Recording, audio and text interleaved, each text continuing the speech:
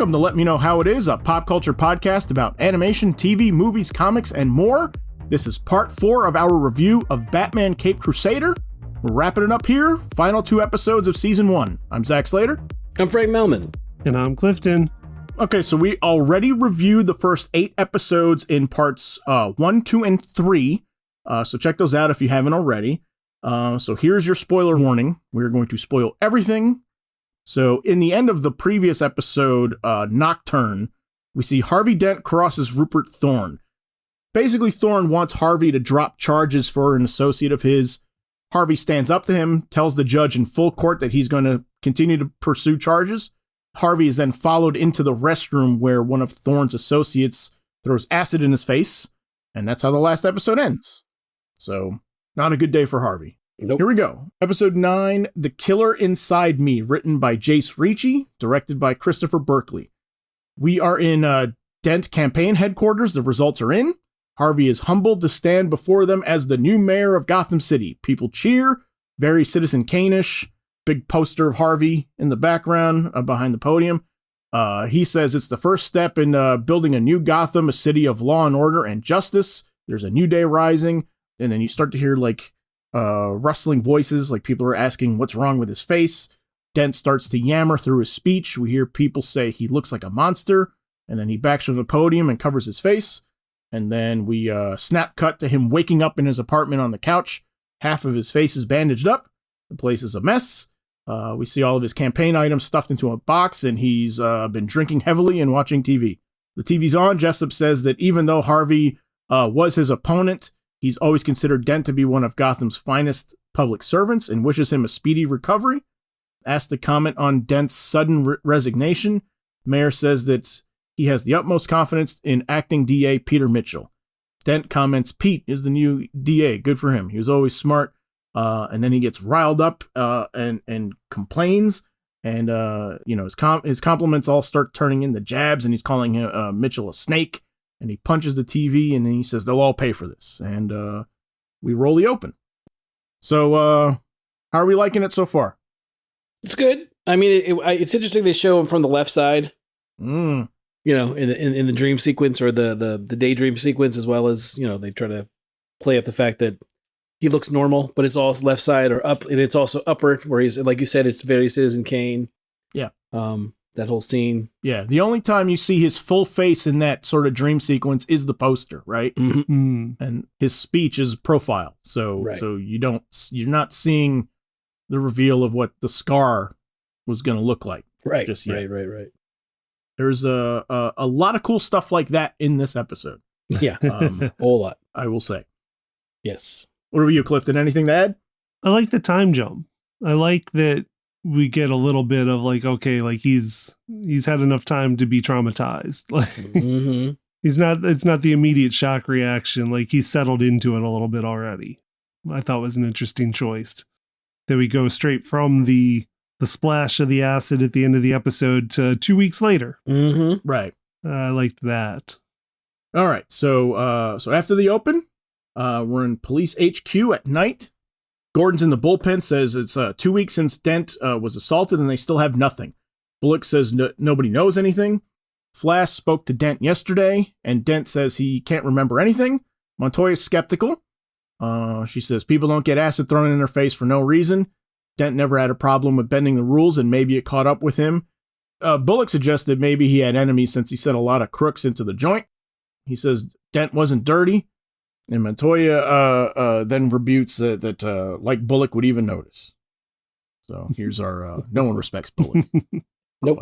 Quote that we got to get in. We got to get it in. Gordon breaks it up, says the mayor is pressuring him to solve the case. This is top priority. We cut to Dent's apartment. He's throwing up in the toilet as there's a knock on the door. He tries to send them off. The knocking continues. Harvey answers. It's Bruce. He says to get dressed. He's taking him out because he's been cooped up too long. Dent doesn't think it's a good idea, but Bruce insists. And he says he wants to take him out like the old times. And he reminds him Harvey Dent never quits. It's not in his nature. Bruce and Harvey are seated at a table at the restaurant. Bruce is reminiscing. Dent is clearly not having a good time. He says he can feel the people are staring. Bear in mind, the visual here is his face is still bandaged up. Bruce says that these people are his friends, and he brought them here so that to show him that his life isn't over.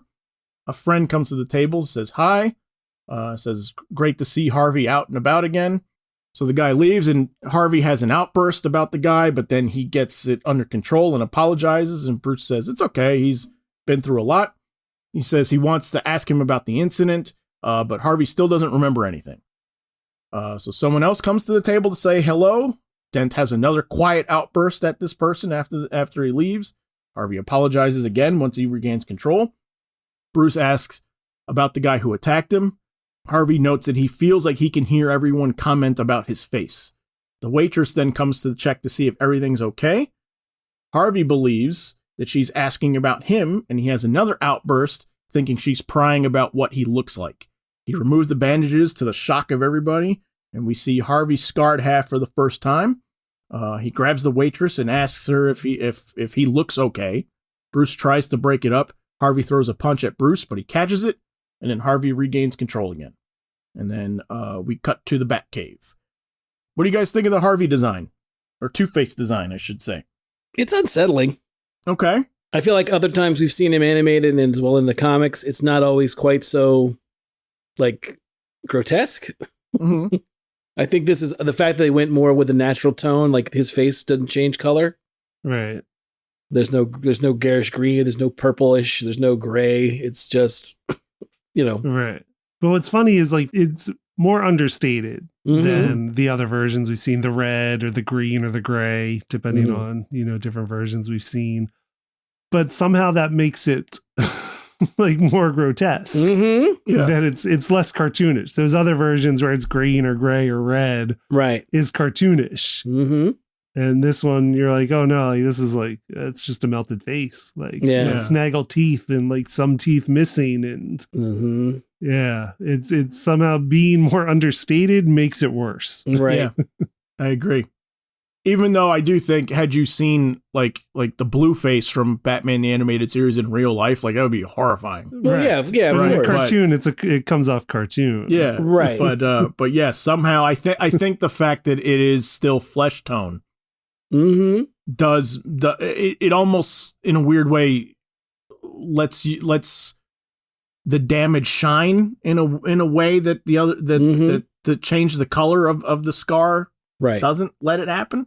Right. Does that make sense?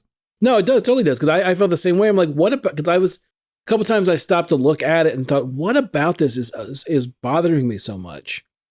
Like any other time, it's like it's designed, like you said. When I think back to like the Batman the Animated Series reveal, with the lightning behind him, and like still it's horrible, but it's not as horrible as this. This is way worse. But yeah, I think what Clifton was saying, the whole thing of it being, leaving it as a melted face and not really going too much more than that, does it? Because again, I think the one that's like even in live action that we got, that's the worst, because we got the Tommy Lee Jones, and that's not very good.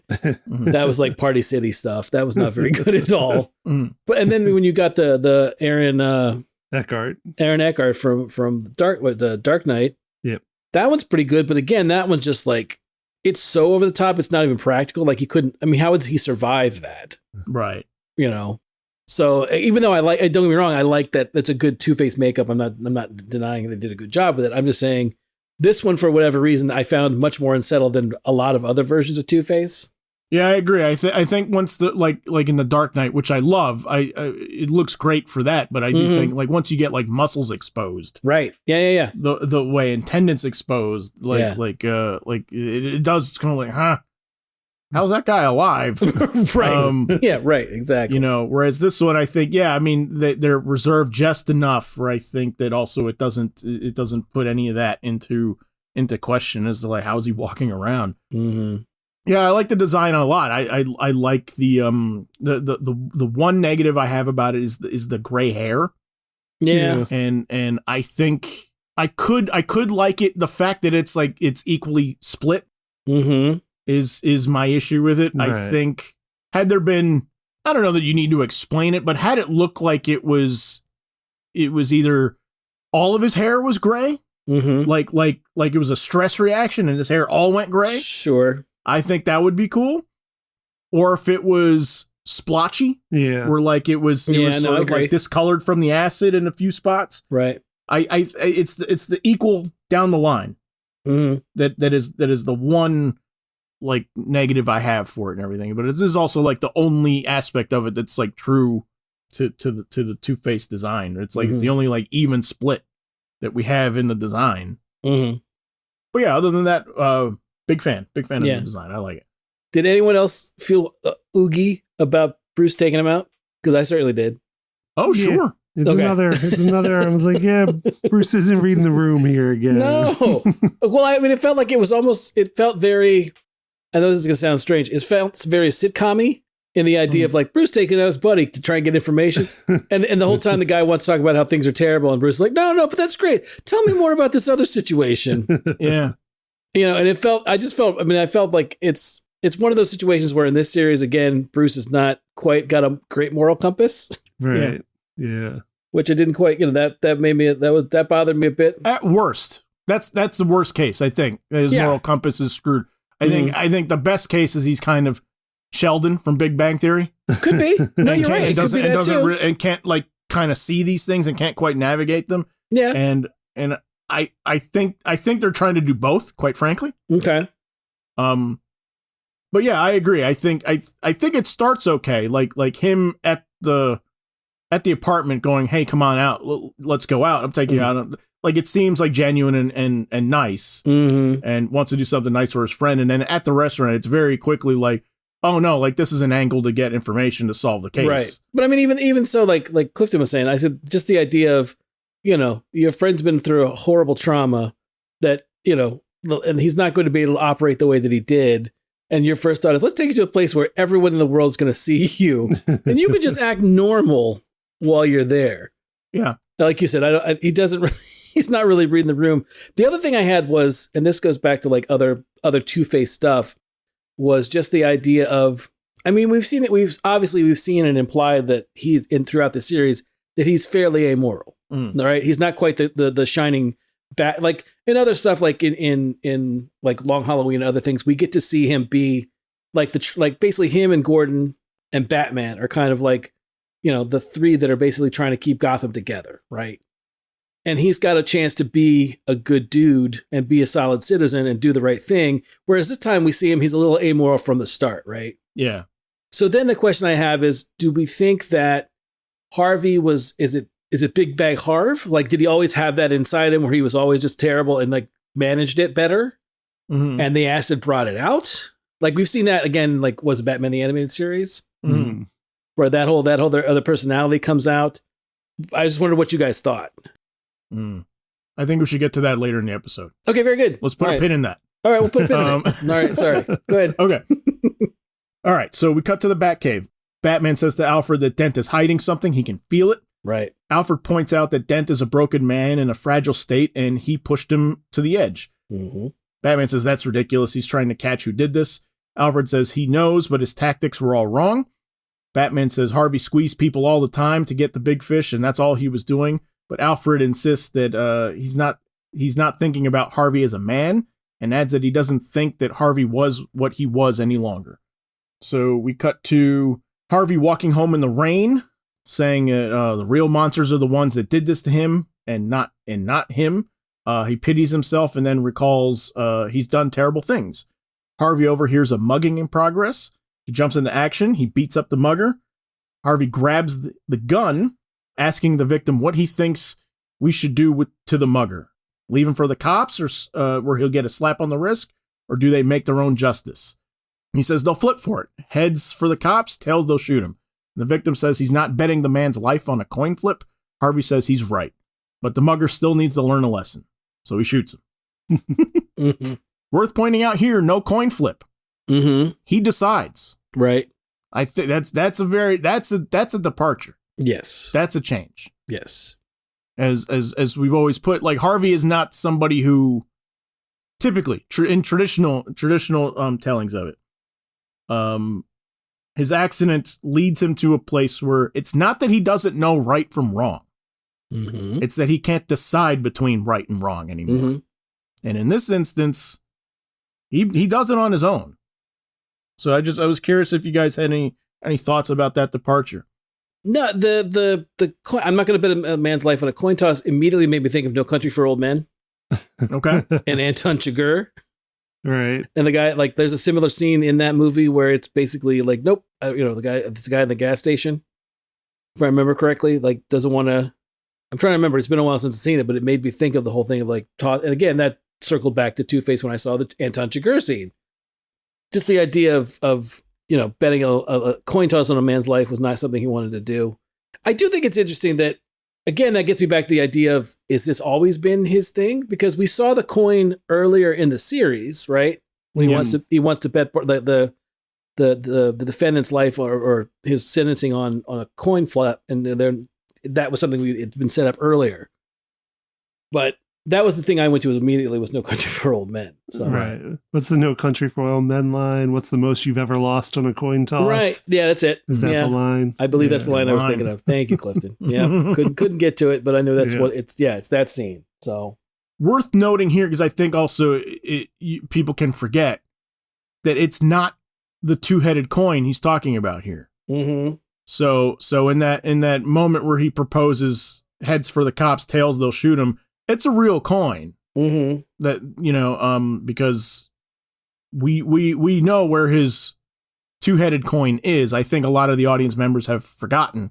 Mm-hmm. And we will get to that. But worth pointing out here that so it wasn't an instance where he's got his two-headed coin and he's saying heads for the cops and it's going to come up and no matter what, they're going to leave him for the cops. Like, no, it was a legit like 50-50 or it would have been had they flipped it, but he didn't. Right. So he shoots him. But even in the comics, you get that bit where Harvey decides to scar the one side. Yes. Right. Mm-hmm. But I thought we would get, well, again, we'll talk about that more later. Just stepping back to the other part of this section is where Alfred calls out Batman on exactly what Frank was talking about, where Alfred's the human here that is like, yeah, you messed up. Like, you just messed up, Batman. Mm-hmm. And I find Batman's defense of him just saying, like, I was just doing what he would do, to be like that kind of, not reading the room. Mm-hmm. Like, he's not realizing that these situations are very different. Right. And that you can't always use the same tool for everything. And I'm not so sure that either of them are wrong either. Yeah. In that instance, I do think Bruce is correct that Harvey would have done this. Oh yeah. Mm-hmm. No, he absolutely is correct in that. Yes. But I think the departure is again, not departure. The thing with Bruce here is that the sense that he's going to catch who did it is going to be enough. And that's what's going to fix Harvey. Right. Mm-hmm. Right. And completely ignoring the fact that, like he's somebody in need of a genuine friend at the very least. Right. And Bruce is in a position where he can offer that and is sort of like only for appearances or only for a strategic standpoint is willing to do that. Mm-hmm. Well, I mean, it's also the also fact that Alfred's like, really? This is what you're going to do to the guy that just had this horrible trauma, and the reason why you're here in this costume in this cave is because of a horrible trauma, and this is how you're going to handle it? I mean, there was a little of that for me in that scene too. It was like, what are you doing? Yeah. Oh, Sheldon. Yeah. I mean, Bruce. All right. So, still at the alley. A little bit later, Harvey's gone. The cops have arrived. We see that the mugger is alive. He's on the stretcher, and that Harvey only shot him in the leg. This mugger has clearly had some history with Montoya, so she's skeptical when he insists that the guy who shot him, half of his face is like melting off or something. And then Gordon wonders, did he just point the finger at Dent here? And then Montoya thinks that she should check up on him. And then Gordon says to keep it quiet so that word doesn't get out before they're prepared. Batman overhears all this. He's on a rooftop nearby. We cut to Dent's apartment. Montoya's knocking on the door. The door's open, though. Her knocking on it pushes it open a little bit, so she enters, saying she wanted to see if everything's okay. She sees the place is a dump. Things are smashed everywhere. And then we cut to Harvey entering a bar, and he confronts Emil Potter. Harvey says he's looking for Tony Zito. This is the thug who threw acid in his face. Potter says he doesn't know Zito or Thorne, but then recognizes that it's Harvey who tried to put him away. Dent says that he did, but he couldn't get the charges to stick because Thorne made his witness skip town. He starts threatening now. Where's Zito? Potter says that he knows Maggie Kane, who used to date Zito.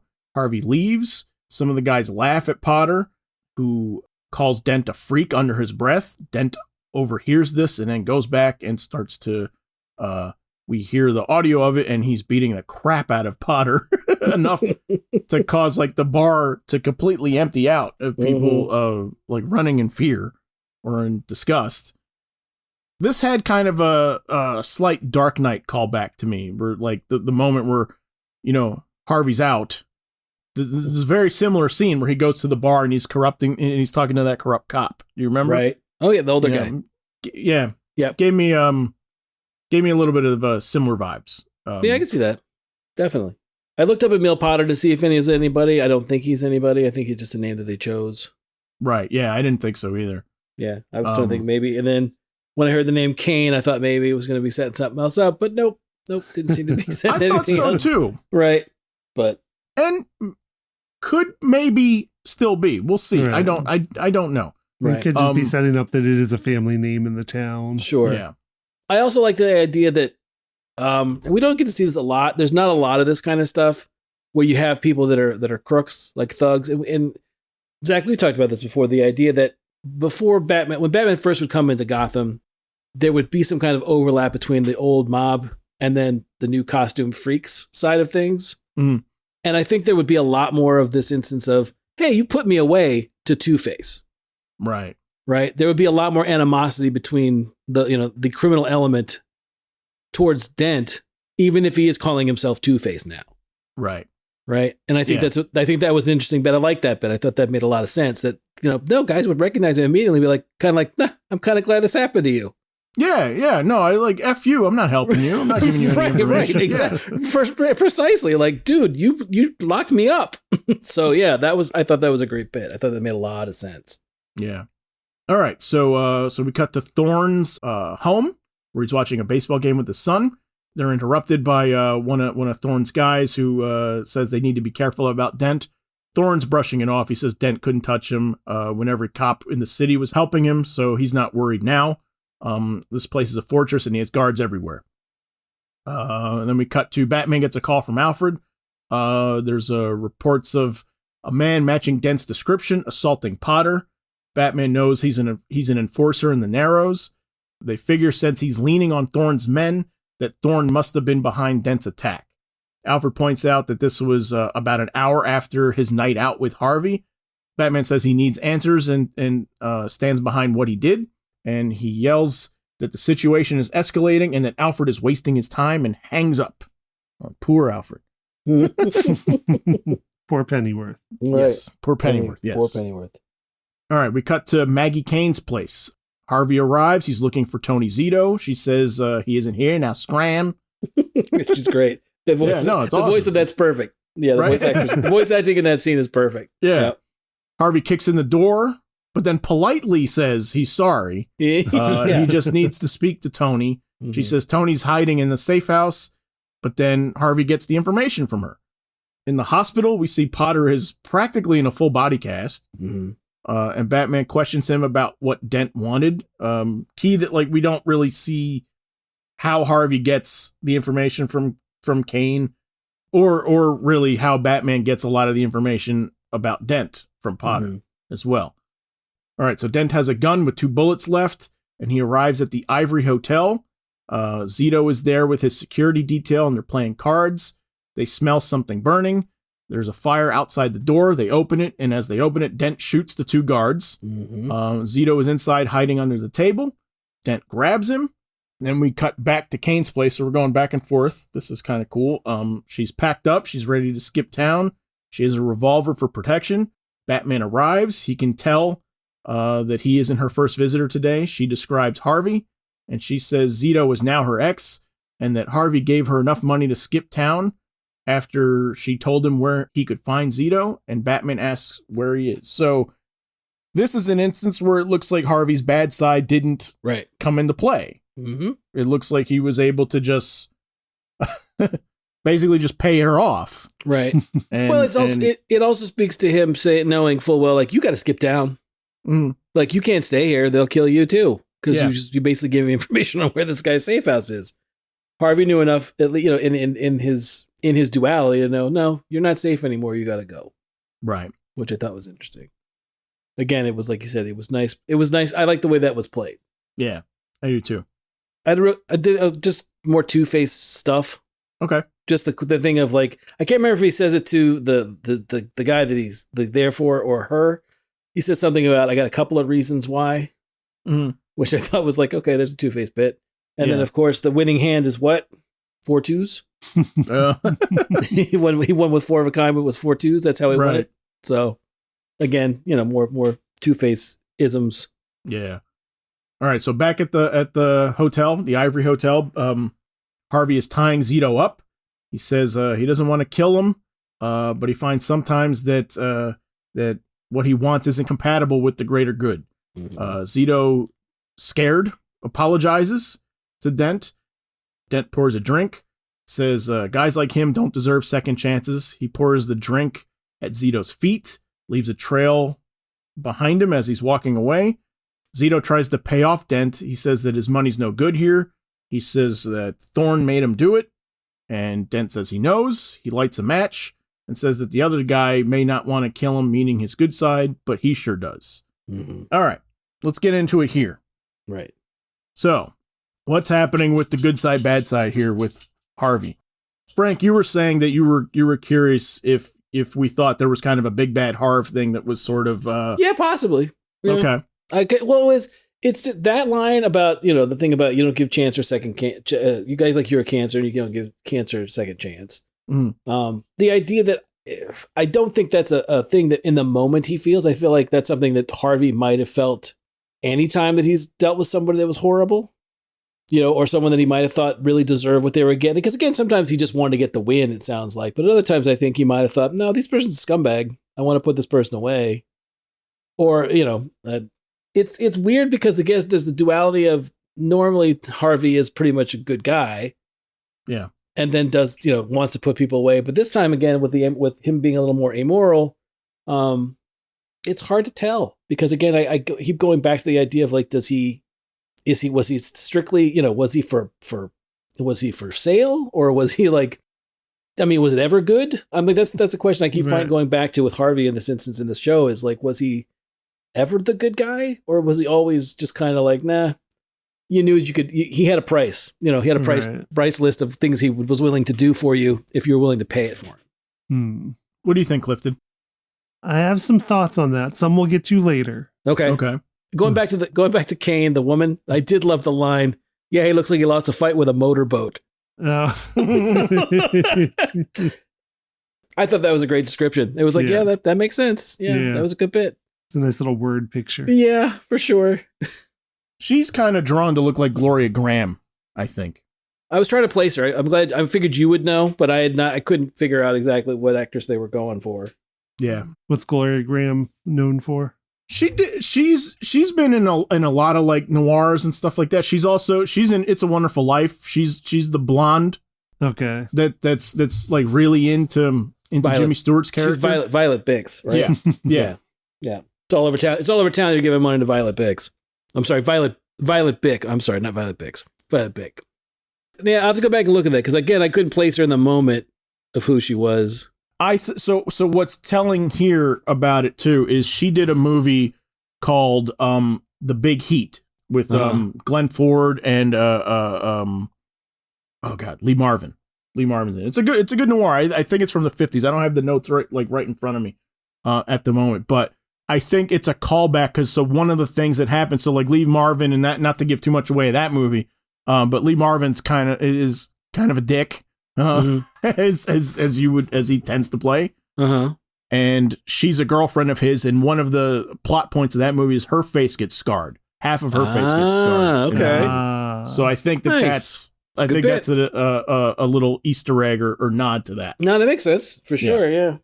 A thought on Harvey, just a general thought on Harvey. Still, I did think of one thing I was thinking at this point in time watching is we do get the way he alternates between the good and the bad is different. I feel like than we've seen Yep, for sure. in other versions, where it just kind of like goes from one, like eases from one to the other and back, instead of just being like, oh no, this is a break. Mm-hmm. Like we see those moments like at the restaurant where it starts out like he's amiable, Right. and then all of a sudden insulting people.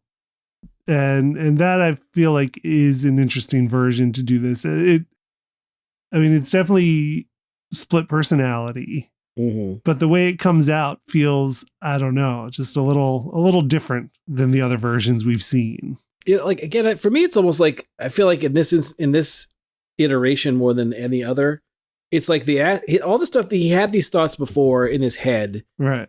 and that the acid just made it so he can't keep them in his head any longer. Right. Like intrusive thoughts. Yeah. Mhm. It's like his intrusive thoughts are just out. Yeah, they can't. They're not. They used to be contained by his in his head and his thoughts, but now, ever since the accident, he just can't keep them there anymore. Right. Yeah.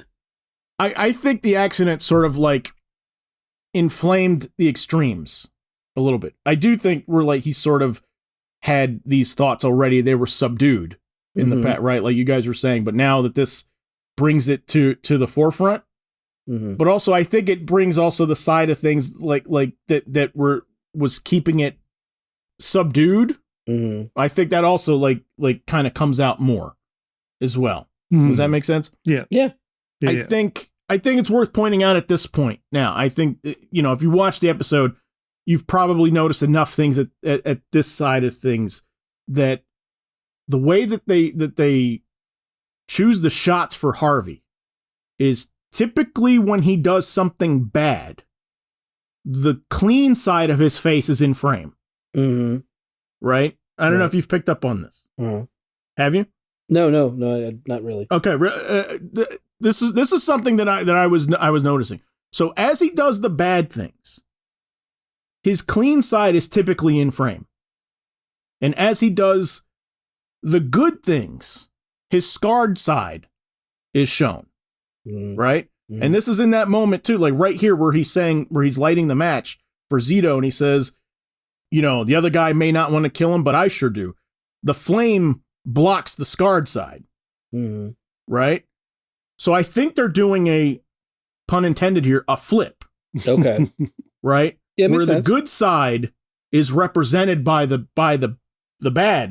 scarred side for the first time. Right. Okay. And the bad side is represented by the clean Right. side. And I think this is why we've gotten the characterization of Harvey this entire season the way it's been. Mhm. Okay. It's been kind of bad the whole time. Right. Right? So it's almost the accident brings the good side a little bit more into the forefront. Yeah. Right? And that is a thought I had too. I was just trying to balance on where it comes up later as to what I wanted to refer to. But yeah, you do see, you get instances where this Harvey is much more humble than we've ever seen him prior to the trauma. Yes. So you do get the combination of now you get a worse Harvey, but you also get like a nicer, gentler Harvey that is trying to not give in and does regret some of the stuff that he's done probably throughout the whole episode. So I agree with that. I agree that we've kind of, instead of like it being the big bad Harv, like there's this dark side that was there the whole time, and now that's got free reign. I feel like what's been there combined the whole time is now split into two a little bit. Right. Like he had that, he had, we'll get into maybe a little bit the good side later. And he had that corrupt side. And now there's just like a cleaner break between them, I feel like. So do we feel like the accident humanized him more? Partly, yes. Okay. I feel like it brought out, I feel like it split off a human part. Like it humanized a part more and it made the other part, like that part Worse. now also is out. Okay. All right. Yeah. I got you. Okay. I'm going to point out two other things here that I think confirms what we were saying here. One, I will say I didn't catch this the first time. Somebody pointed this out to me, and I'll give a shout out to him right now. What's up, David? David caught this. I was really surprised at this. He said, "Did you notice that his scarred side is on the left this time?" And I was like, I never noticed. He's like, and then he said, I always thought Two-Face's scarred side was always the right. Mm-hmm. And I said, I never noticed that. And sure enough, I looked at every design of Two-Face. Right. Batman the Animated Series, scar on the right. Brave and the Bold, scar on the right. Batman Forever, scar on the right. Right? Everything. Dark Knight. Arkham series. Every animation of it. His scar is on the right side. This time I don't think that it was designed to not be picked up by a lot of people, but I think it's subtly that it's on the other side. And that's what's telling me. I'm going, oh, that's intentional now. Now you're telling me that once that was pointed out, I'm going, you're telling me now that the scarred side is the good side here. Because I'm like, you're not telling me that was a superficial thing. No, you're right. Right? Mm-hmm. So that was number one. I mean, that blew me away when I saw that. Right. The other thing, and I've been trying to figure out where I saw this, and this was an interview with Bruce Timm that I read right after the show was released and had ran. And I can't find this interview, but he's talking about, like, he basically all but confirmed this, where somebody asked him, and he said, well, he was talking to his daughter one day, and she was talking about, like, a lot of the Bond villains and stuff like that, and how there's a propensity in Hollywood to make scarred people the bad guy, right? Right. And he was like, that's true, and he wanted to sort of, like, buck the trend on that. And so this was an instance where they wanted to do the scarred thing was the representative of, like, you know, something happened to him, and it changes him in a different way, and gives rise to the good side that we didn't see a whole lot of. Right? Does that make sense? Yeah. Yeah. I've been trying to find that interview point so that we could post it on the notes, but I've been having trouble finding. I didn't imagine it. It's all just a dream. Right. Yeah. But all right. So any thoughts on that before we continue on? And only in that I concur with that. Okay. And that is kind of what I was trying to describe as well. Yeah, that makes sense. Okay.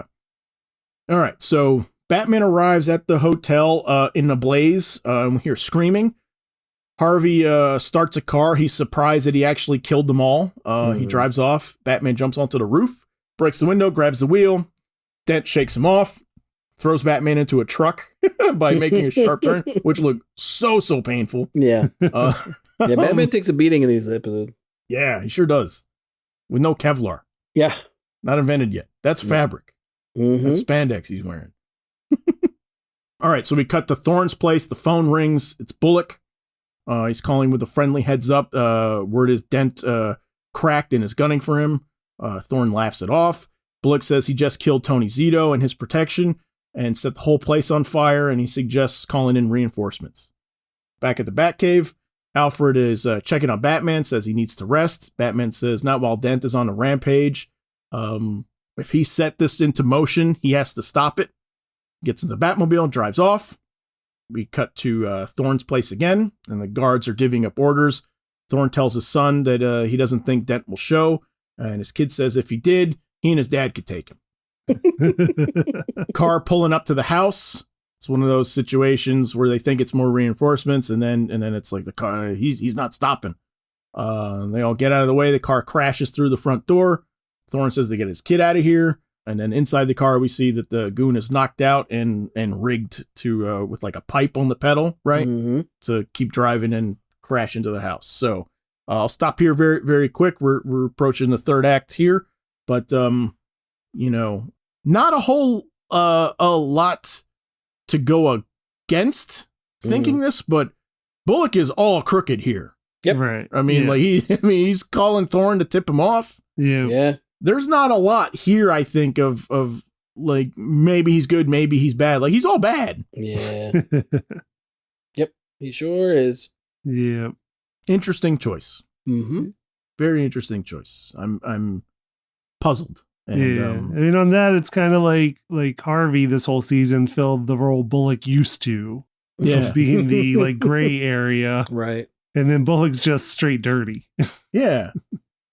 It's an interesting choice for both of them, and I'll get into why at the very end of when we're at the very end of reviewing the next episode. But I thought Thorne's kid was going to die, though. That kid was like setting himself up to be killed. Right. We can take him, Dad. And no, they could have done it. Yeah. Well, I mean, it's one thing I like is that again, and Harvey's. I like the fact that Harvey is played kind of cagey and smart. Like, you know, he's it's a frontal assault, but he's not gonna frontally like go in guns blazing. He has a plan, which I thought was interesting. I also like the bit that, again, when the thing of like what Clifton was saying about the kid, I was like, I don't think they could. I mean, Harvey handles those guys very little trouble. Yeah. the guys that are the hired goons for Thorne, right? And some of them, they say that they're enforcers. Like Potter was an enforcer. Yeah. And Zito's an enforcer. Like these are heavies. Yes. You know, or supposed to be, at least from what they say. Like Potter's not drawn to look like a heavy, but Zito is. Yeah. And there's no, I mean, granted, he has the moment afterwards where he's like, oh my God, I killed them all. But Harvey is not like, again, he's smart. A lot of the stuff that he, like, can we go into that scene where he's mowing them down. And then he just shoves it. The bit with the piano is my favorite bit. Right. Okay. Yeah. Let me set that up. Okay. Set that up. So the car's already crashed into Thorne's place. There's some confusion. The lights are killed. So Harvey's in the house. Yeah. And he starts shooting goons from the balcony. Thorne asks Harvey what he wants. Dent says what he always wanted: justice.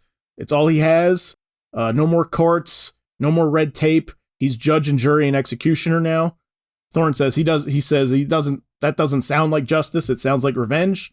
But this is when Dent is on a rampage and he's like mowing down all the goons. Mm-hmm. You know, rolls the piano down the stairs and stuff. He gets behind Dent and draws the gun. His son stands in front.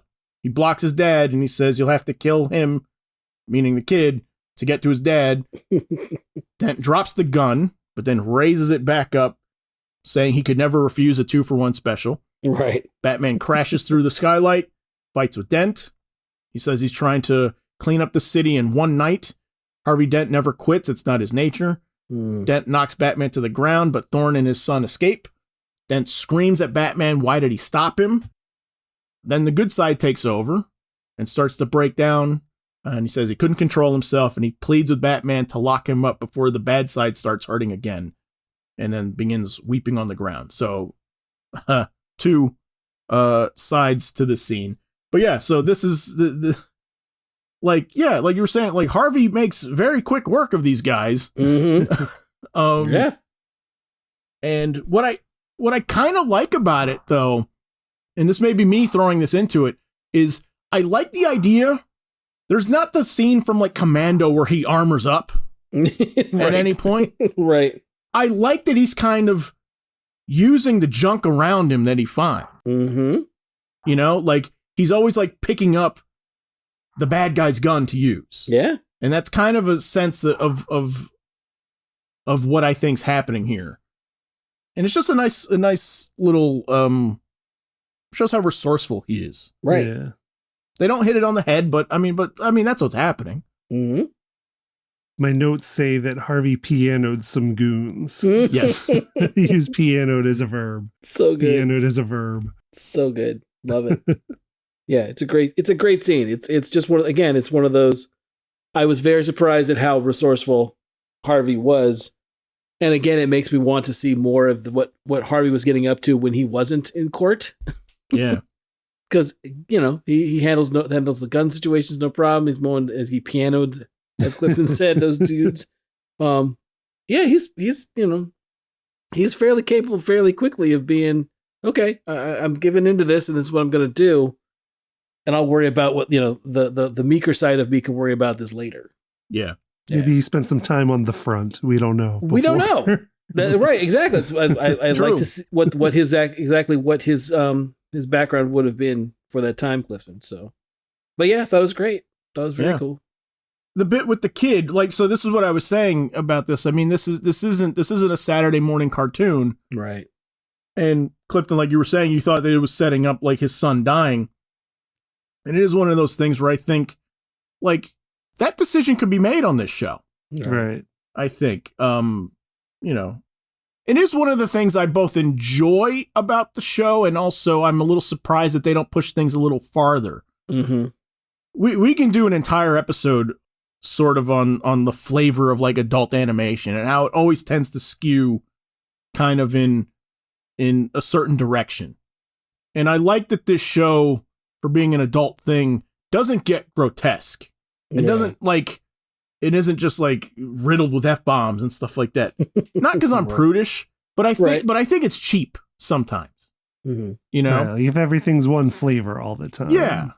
I think, and I like that they're restrained enough that they're not doing all of that stuff here. Yet, though, I do think instances like we were saying, like you can kind of hit the exclamation point a little bit more on some of the deaths here. Yeah, and they're not, and I just find that kind of interesting that they're reserved even in that regard. Not advocating for the kid dying. I'm just saying, but it's just one of those things. That kid wanted to die, though. I think that kid wanted to die. Right. Yeah, that was not a smart move on that kid's part, for sure. So, all right. Any final thoughts on the Harvey pianoing people? So strong.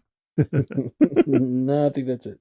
All right. So we dissolve to the holding block. We see Dent is in jail. The guard then says his lawyer's here, and he says he doesn't have a lawyer. And we see it's Barbara Gordon, and then we fade out. So that's episode 9. What'd you guys think? Overall, I liked it. Mm-hmm. Yeah. Dent on a rampage is always fun. Yeah. It's an interesting. It's stuff they gave us stuff we haven't gotten to see in Harvey stories before. I feel like. So that's interesting. And again, going back to, it's both like understated and overstated at the same time. Right. Which is, I think, a good choice too. It makes it fresh to me at least. All right. Should we move on to the last one? Mm-hmm. Sure. The final episode.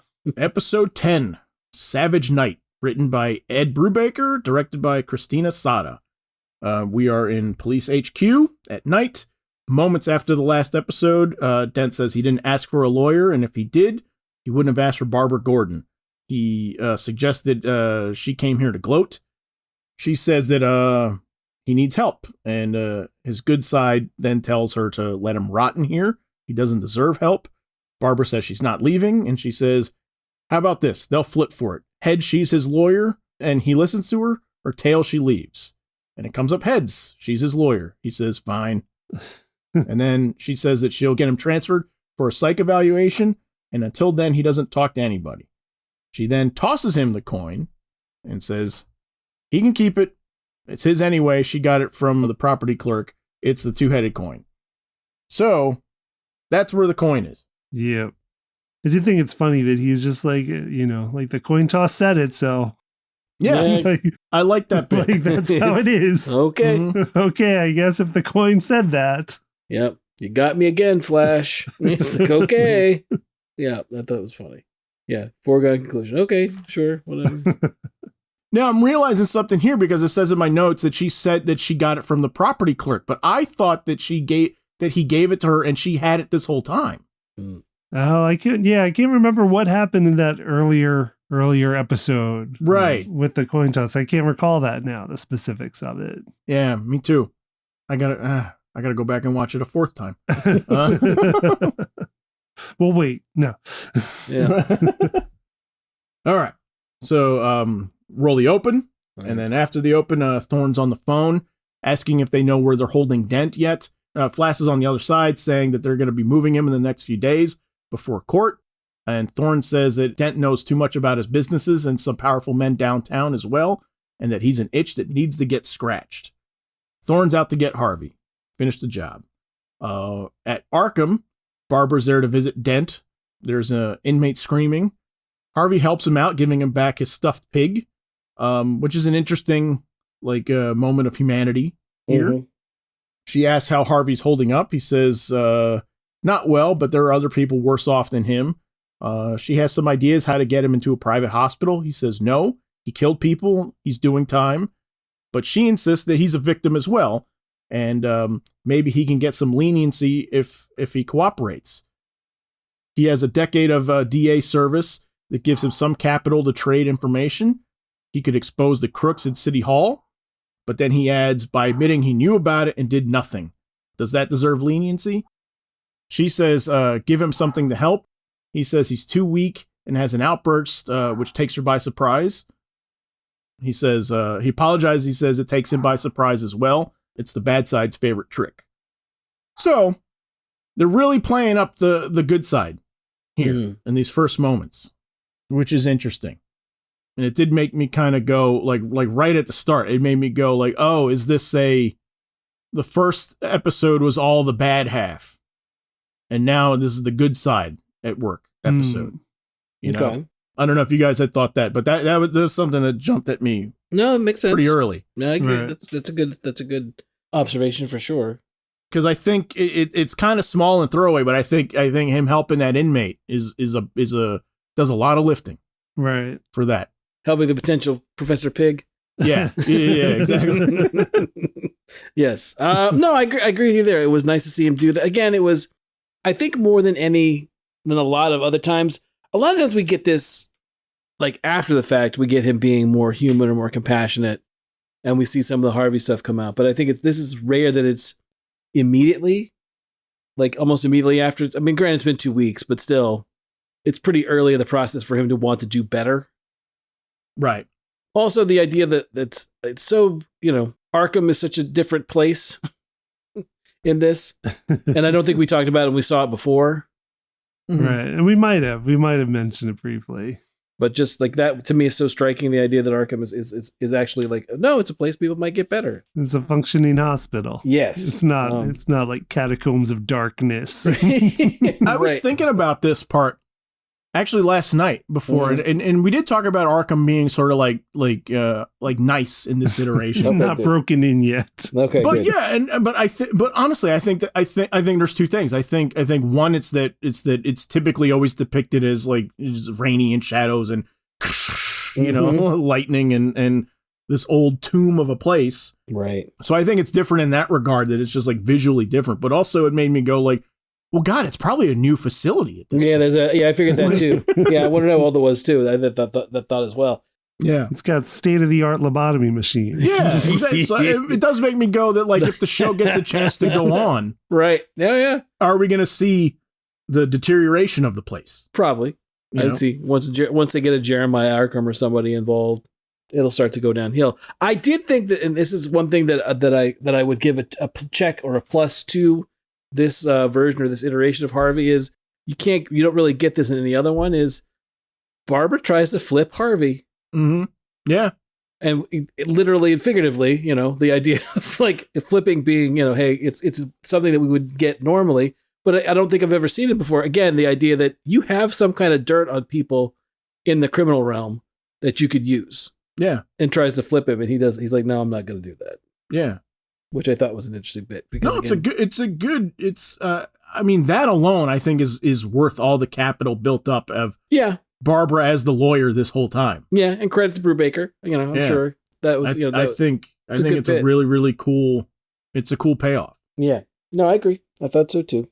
So, we're at the courthouse. This is Barbara's office. Batman arrives. She knows it's him at this point. He asks about the Dent case. She says, she's trying to get him a deal, but he isn't cooperating. She pities him, even though that she's never cared for him. Batman says that Dent would put his thumb on the scales. He cared about justice. He suggests to try and reach that part of him. She says she needs to get him to listen to her and not the voices in his head. Right. Batman goes to leave. She says she's sure he's going to keep dropping in, but maybe she should have a way of contacting him. And then he just gives her his phone number. Right. Pretty simple. That was a good bit. She's shocked by it as well, and she says she was expecting like leave a blue light in the window. He disappears. I love this bit though. Yeah, it was good. I know that there's a Oh no, is the phone in the Batcave red? No, it's not.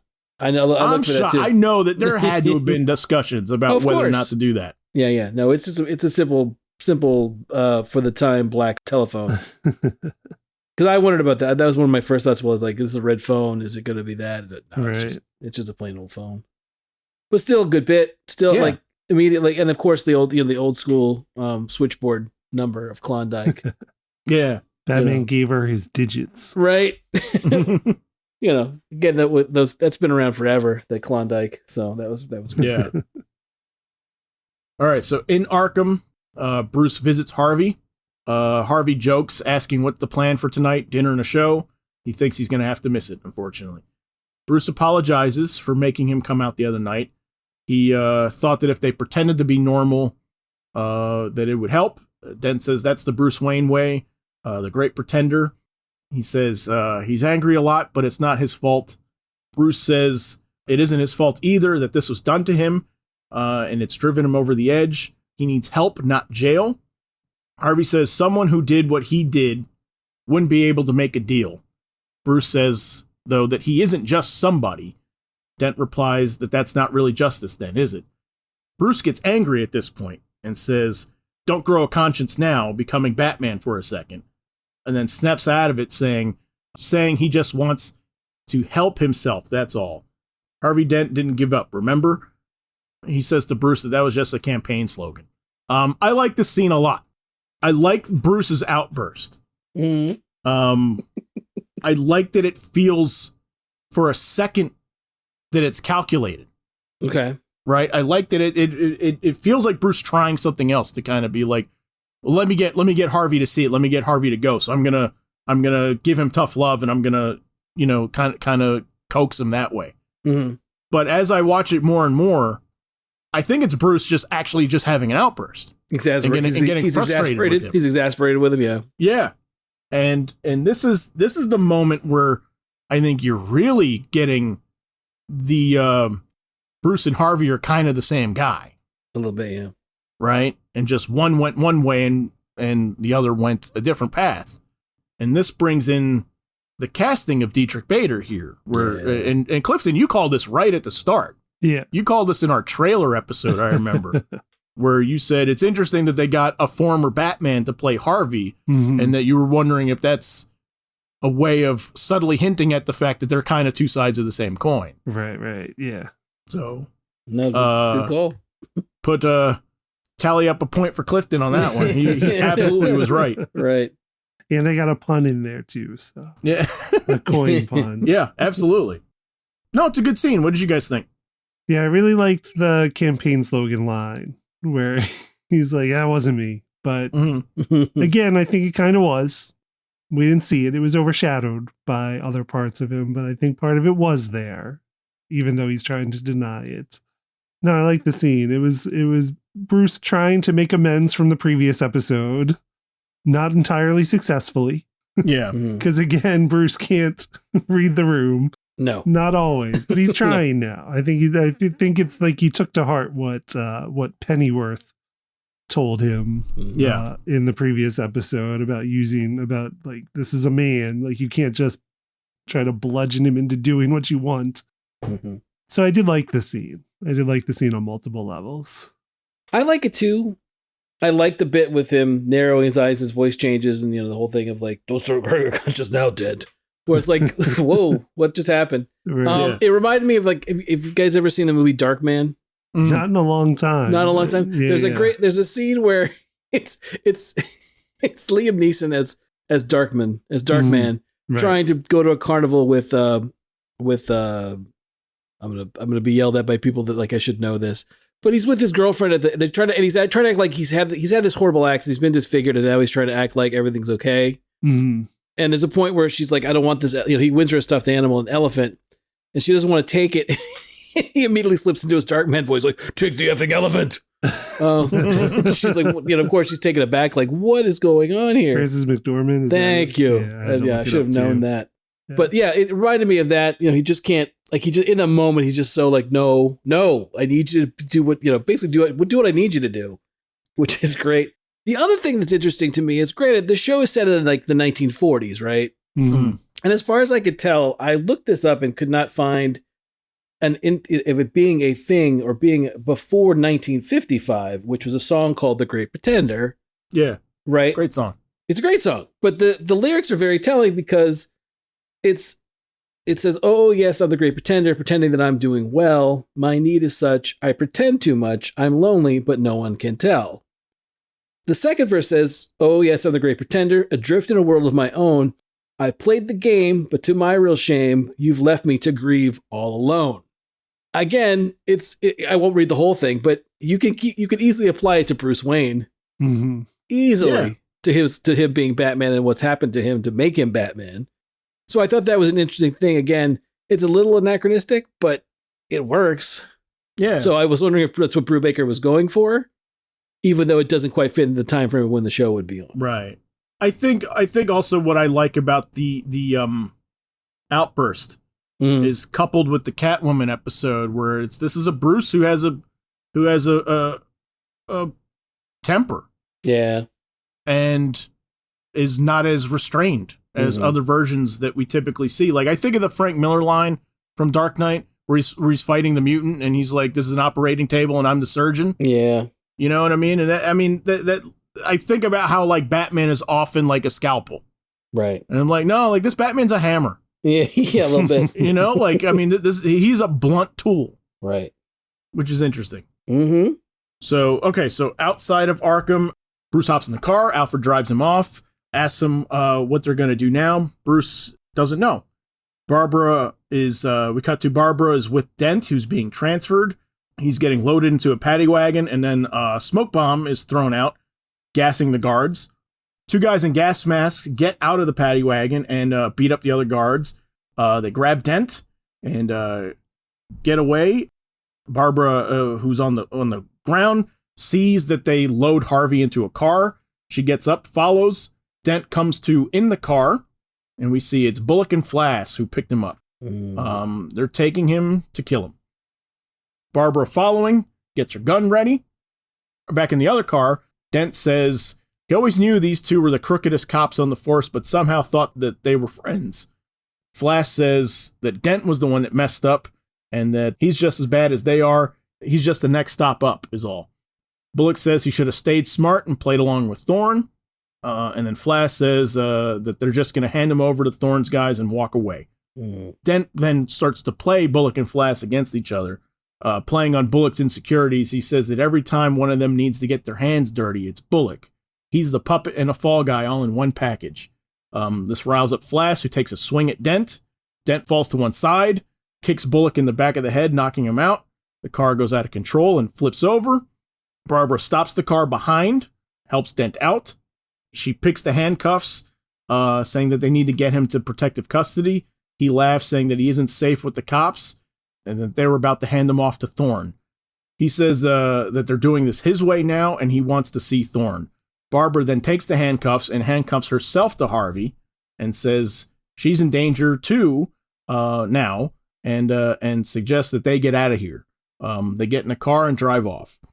The old handcuff gimmick. Yep. Hijinks ensues. Yep. Here, it's a surprising move, though, I think. Yeah. No, it is. A little bit. I like the bit that kind of the resourcefulness of it, where she picks it and then uses it, like right there, as a way to get him to do what she wants him to do. I think it's actually kind of a cool move. I think. What do you guys think also of Dent playing Bullock and Flash against each other? Beautiful. I mean, it is good, right? But it doesn't get to where I was quite expecting it. Yeah. Because one thing, Bullock doesn't seem to care. Right. Like Flash is like, don't say that, and Bullock's just still driving. It's not even like Bullock's had time to process it. It's later on when they're on the later on. Yeah. It's setting it up. It's just it's funny. But even I was saying later on, because it's not even like he says it ironically or says it like he's taking offense. Like there's no, like you said, like there's no offense taken, but that's his role. Like, okay, and time to like, he's almost like time to make the donuts. Like, right. I guess I'll do this. It's what I do. So yeah, I agree with you. Like, it's weird that Flash seemed to be like, you're going to blow my thing up, man. What are you doing? Yeah. Right. And no, it didn't even, Bullock, like you said, Bullock's like, that's me. That's Bullock. That's it. So yeah, there's no redemption for Bullock. No. Right. I kept hoping that, like early on where we don't see exactly who's doing what. Right. I was like, maybe, Flash is the really bad one and Bullock's just kind of like along. Nope. And because we don't like in the Firebug episode, we don't see who shoots Firebug. We see like they set it up like it's gonna be Bullet, but we don't see it happen. So I was like, maybe there's some room that he doesn't and Flash does it, but I was like, no, like Bullock's completely corrupt here, and I guess they still maybe you'll set up some sort of redemption feud, but I was like, I don't know how you come back from that because he's I agree. complicit in all of it. I agree. I'm not convinced that that's not what they're doing. Right. And just playing a very long game. Yeah. Come back as a PI or something. Right.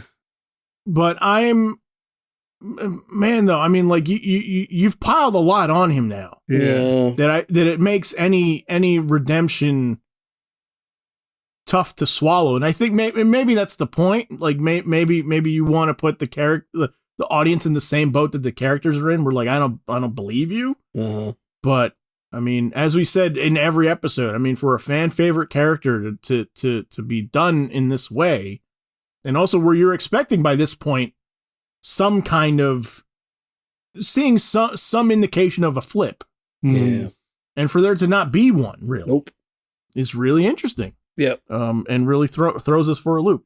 So, yeah, the twist is he's exactly who he thinks he is. Yeah. Right. Flash comes to and wakes up Bullock. Bullock is worried that they're cooked now. Flash says that Thorne's men are around the corner and that Dent couldn't possibly have gotten far and they have to find him. Barbara is making a phone call at a phone booth. Dent reiterates that he's not going to the cops. She says that she's not taking him in. She calls Gordon. She says that Dent didn't escape. He was kidnapped. The cops drive by and find Barbara and Dent in the phone booth. She's arranging a meetup with her dad. She makes one more call. It's to the Batcave. Alfred answers. She's asked to speak to Batman. And Dent is like, wait, what? Love that moment. Alfred patches her through to the Batmobile.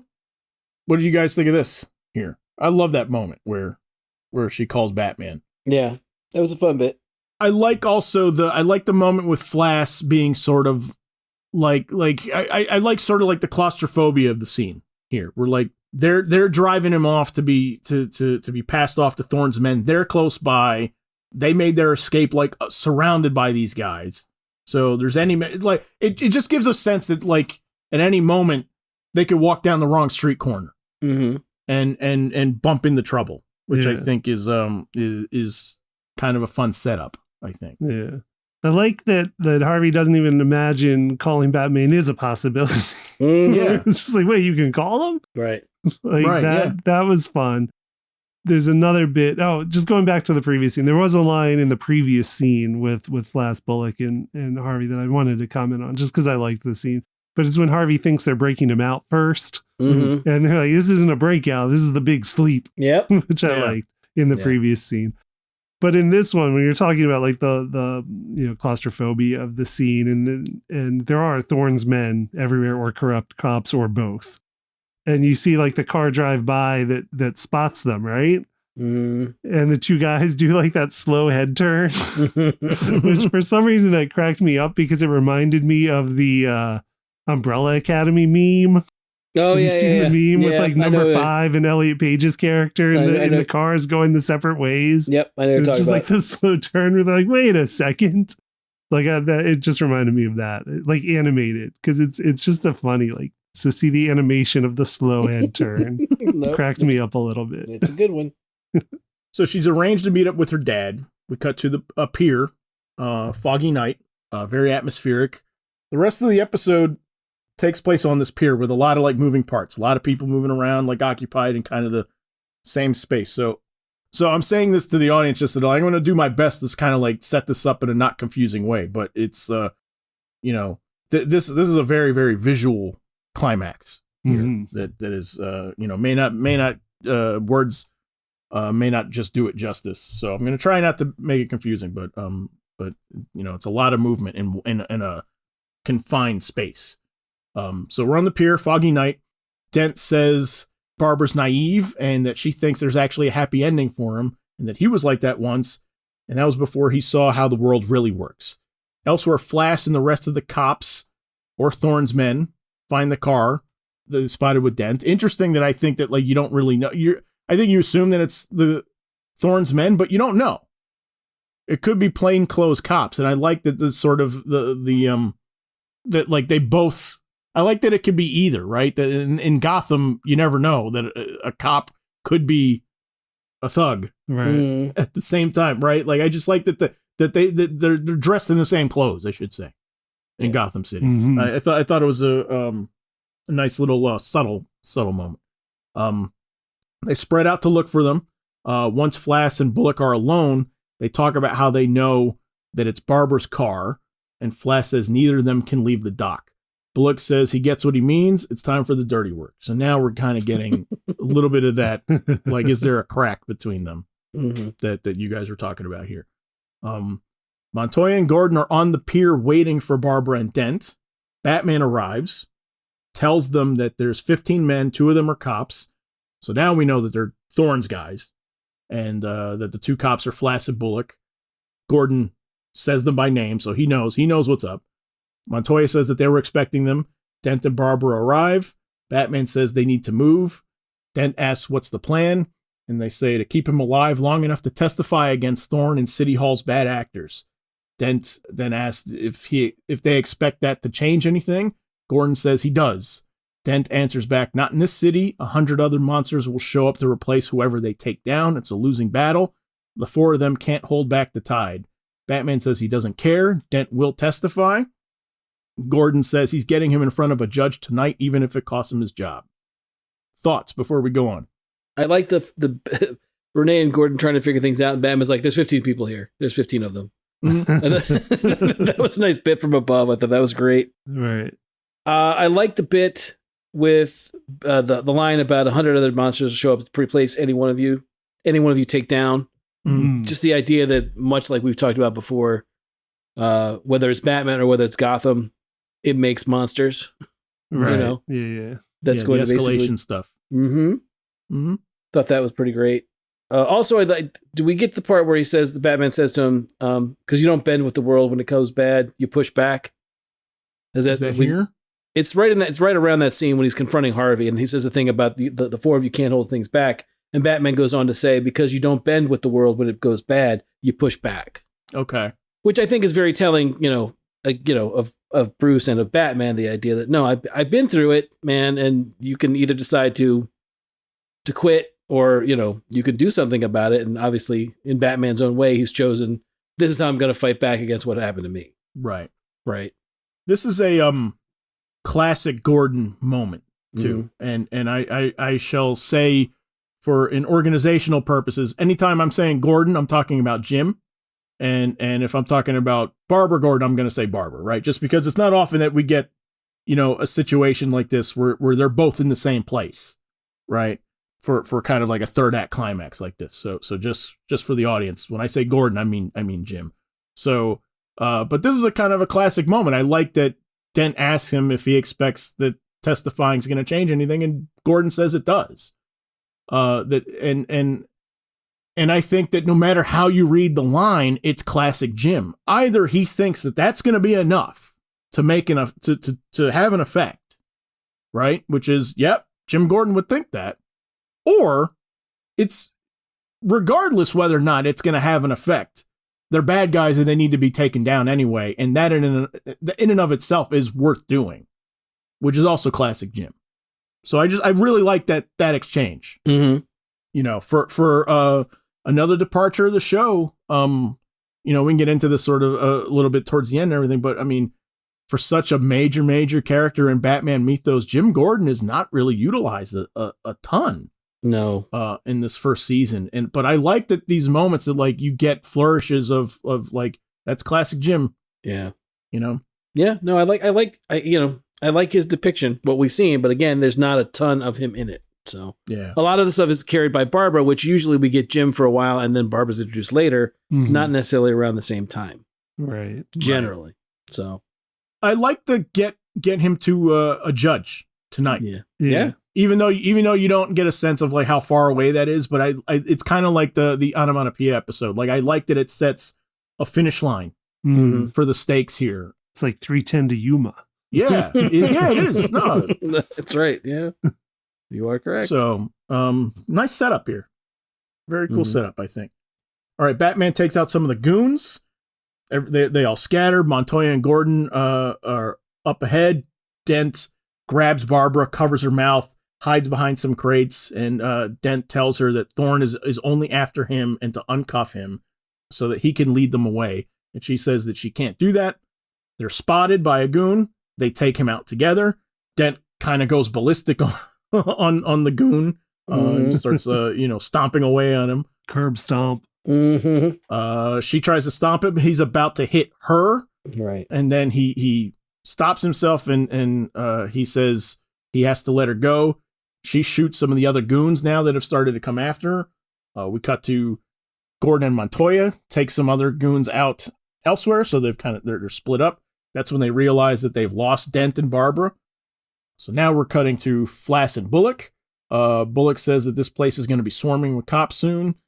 Flass says that they'll be long gone by then. If not, let him do the talking.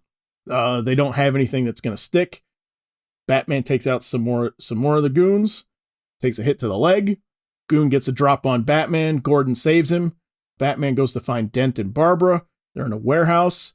They're spotted by some other goons. One of the goons gets a shot off. Dent is hit somewhere in the midsection. Barbara helps now a wounded Harvey, but Dent is like weakening at every step, basically. He says she can't die for someone like him. She says they're near her car and they can get away. Bullock, I like this moment. This is a capable moment for Bullock here, where there's not many. He finds the blood trail. Yeah. And Flass says that they're headed back to the car.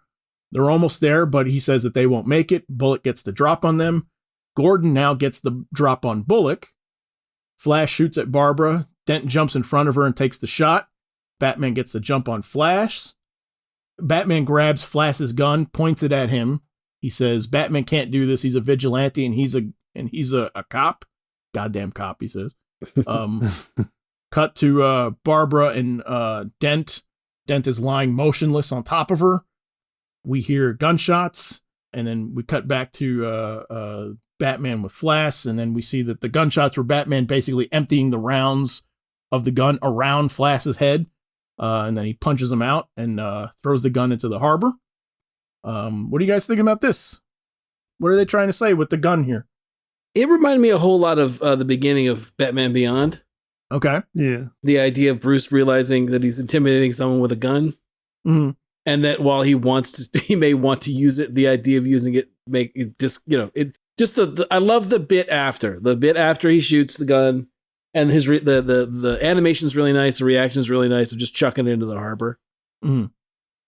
That this is the tool of the enemy. We don't use this. Right. Yeah, that's what I got from it too. Yeah. I did also wonder if it was like a bit of a reference to the Detective 27 Batman with a gun. I did too. Too. Interesting. To be like, it's a touch of a reference to that, to be like, Nope, that's not what we're doing.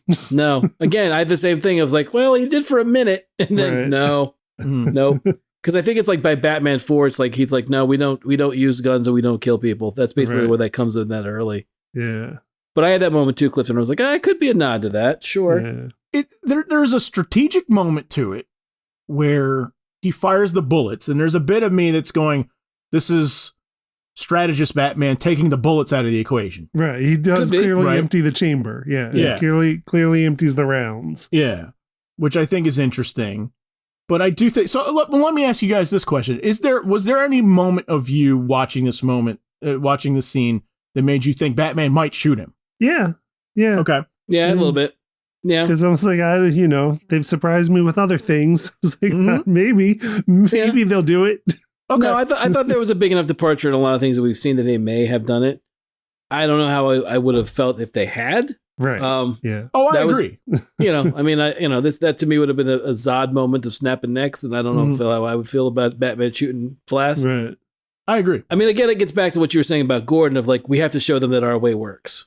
Yeah. That's from Killing Joke. Like that whole thing of like, no matter what they put us through, at the end of the day, we have to be better. Right. Right. We can't resort to what they do.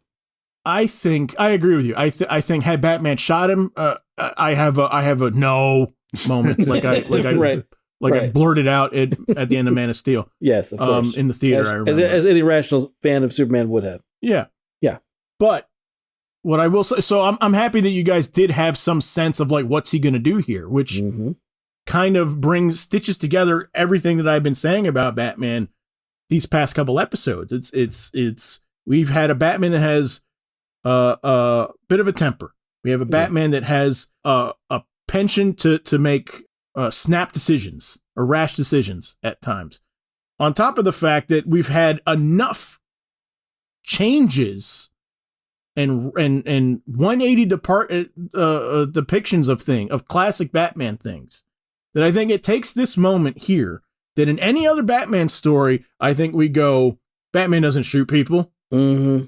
Right? And I think all of those things for 9.5 episodes at this point, buys us a moment where Batman uses a gun or points a gun at somebody and we don't really know for sure, is he going to use it? And I do think that that's really kind of the strength of the show for me. And I think I said this in one of the other episodes. I like that this is a Batman that can surprise me. Yeah. And where I don't really kind of know every decision he's going to make. And it does make for a fun watch, I think. All that to say that. So we cut to Barbara. She asks why Harvey saved her. He says, damned if he knows. And then he dies. Batman sees it. Team Batman assembles on Barbara. Gordon says to Batman, if he's here when the cops arrive, he'll have to take him in. So Batman ropes away. Gordon and Barbara stay with Dent's body. And then in the Batcave, Batman is holding a Dent for Mayor campaign button. He tells Alfred he saw something in him when he went over the edge. Alfred asks if it was something that reminded him of himself. He says that Dent was twisted by ambition and lost sight of his humanity. That isn't him. Bruce's humanity is in there. He sees it more and more. He's even made friends in his own way. I like that line. Me too.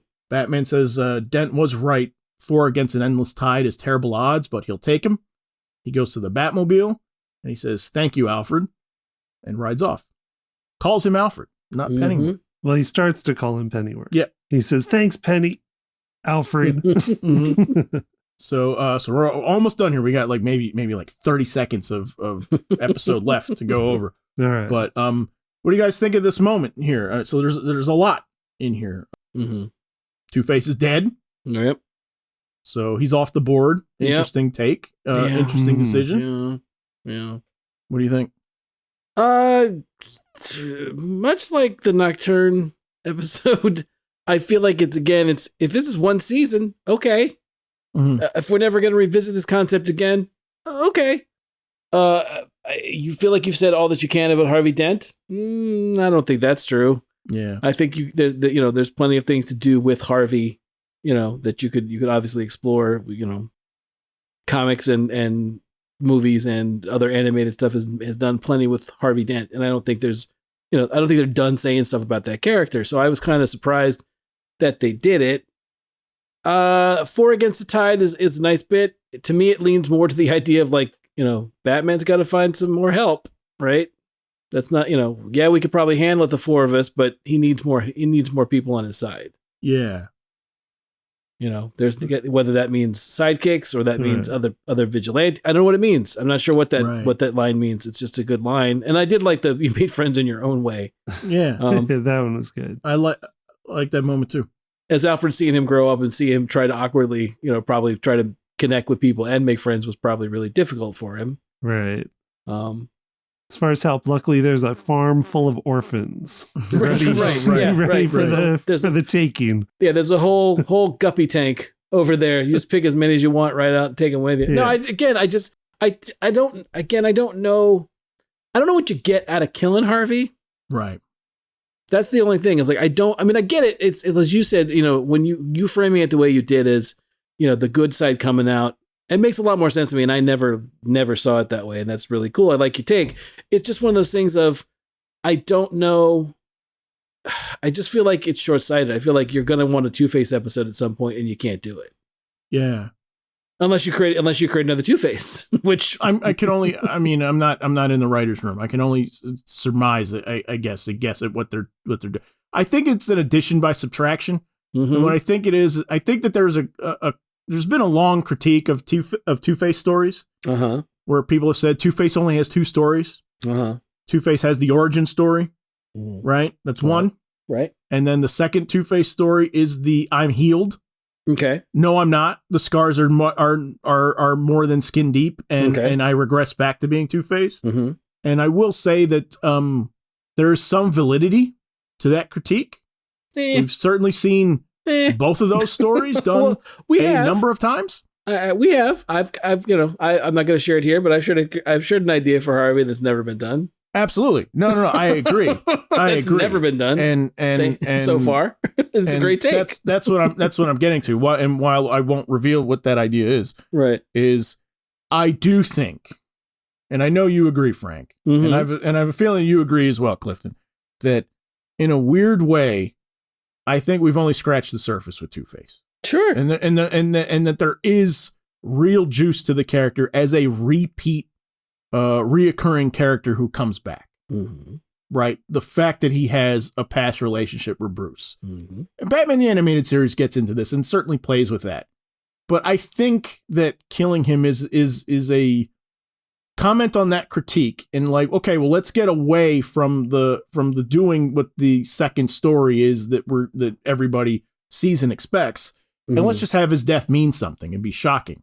Right. Right. And buy us some capital in the sense that necessarily, like, we're going to kill beloved characters in this show, and people that you love and you think are safe may not necessarily be. And I think that is a fun way to watch the show. That said, I think this particular version of Two-Face, because they changed and stretched things in such a way, I think there was a lot of juice for him coming back. Mm-hmm. Interesting. And I said very purposefully Team Batman here, right? Because it does have a Team Avatar feel to me. A little bit, yeah. Right? You got Batman, you got Barbara, you got Jim, you got Montoya. And it is very hard for me to not think that in the writer's room that they didn't think at some point that Dent and Bullock would have been part of Team, right? If you're gonna expand Team Batman, those are the 2 natural people that you would go to. Sure. With classic takes. I'm thinking, not going into Robins and right. And other things like that. I'm just saying, like, other characters. And so it is again interesting that sort of, like, I don't know who else you get at this point. Mm-hmm. Right? Like, who's left? Right. Without going into Robins, which, as we said in the Nocturne episode, I'm not sure they want to do. Right. Right. Yeah. Well, I mean, we've seen Lucius, right, Emily? Very true. Lucius could be, they could go the Batman Begins route and go with much more heavy, like, influenced by Lucius. Give him his cue. Okay, yeah, I did think that. I'm like, okay, Lucius would be the third, right? But the interesting thing there is Lucius doesn't have the skill set that we at least that we know about. I mean, Lucius is kind of like he's good at finance and he's also a lawyer, right? So maybe you could just tack on the fact that he's also a tech person on like on top of that too. I'm not sure that they would. I tinker in my basement when I'm not doing finance and law stuff. So I don't know. I mean, again, maybe he was on the front. We don't know. We'd have no idea what his old, I mean, again, it's it depends on if they go more into the occult in season 2. Hold that thought. Yes. Okay. All right. Sorry. Yeah, you asked me to speculate, so I'm speculating. I did. Okay. No, let's save it. Okay, because we're gonna do like general thoughts of the show after. Okay, very good. Hold the occult thing. All right, I will say. What do you guys think of him calling him Alfred? It's a good step in the right direction. It doesn't mean he won't be a douche next season. Sure. Like, I mean, it's a start, right? It's a start to having him. It's a crack in the door, right? Yeah. It's what that was. I think it was just like, yep, okay, I'm going to start treating you better, but if I need to, I may tell you to, know your place, old man. If I have to. I mean, we're not quite at the point of like, you're my second father. I don't think we're there yet. But I do think it's a nice step in the right direction of him being like, okay, you're Alfred to me. But it also does show that as far as like from a show making standpoint, that all of the jerk moves that Bruce did there was a plan from a show making perspective. Right. Like that wasn't just like, man, this Bruce is a jerk. Yeah, he's a jerk. Bruce is a real jerk. Yeah. It was planned. Like there was a planned arc. It was a planned growth. So I mean, it does show that. Right. Was there a moment when you thought it wasn't though? I mean, at first, like, especially early on, because it's so consistent. And it was like, maybe they're really committed to this take. Okay. No, I took it as he's still, he hasn't been Batman very long, right? Yeah. And he's still working it out. And obviously, he's still working out what happened to him. Right. And he'll always be working that out. Okay. But I took it as eventually he'll be more of a human being. It's just not, I mean, his whole trajectory is thrown off by what happens to him. Right. The person he would have been will forever be different because of what happened to him. So it's hard to tell. I mean, it's one of those things where he might have been, we have yet to see really before what happened. Yeah, basically what happened before the shooting, right? We don't really know what kind of kid he was. Right.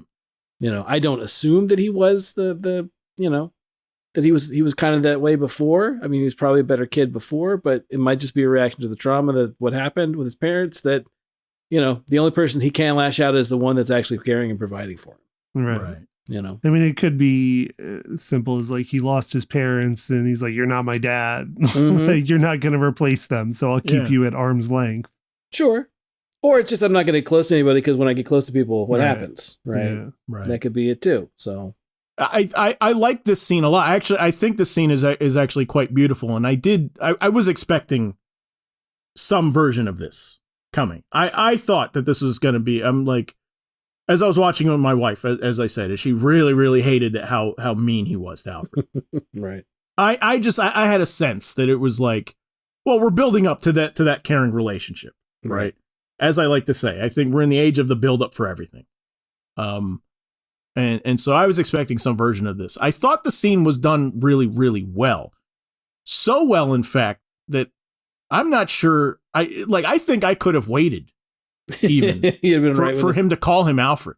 Okay. Like, I think the scene did so much of me going, oh, like he's changing. Right.